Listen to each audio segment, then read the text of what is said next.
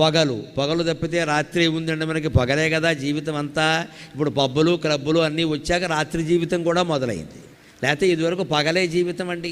రాత్రి అప్పుడుండి మన విద్వాన్ విశ్వంగారని ఒక ఆయన కవిత రాస్తాడు. గూటిలో దీపమును పెట్టి నోటిలో కబళమును పెట్టి అంటాడు. గూటిలో దీపం పెట్టేవారు పూర్వం, నోట్లో మొద్దెట్టుకునేవారు, పడుకునేవారు, ఇక మాట్లాడేవారు కాదు. రాత్రి అంటే ప్రశాంతం. ఇప్పుడు జరగకూడనివన్నీ రాత్రే జరుగుతున్నాయి. అసలు పగల కంటే రాత్రే ఎక్కువైపోయింది మనకి. ఈ రాత్రి జీవితం నుంచి మళ్ళీ పగటి జీవితానికి మనం మారాలండి.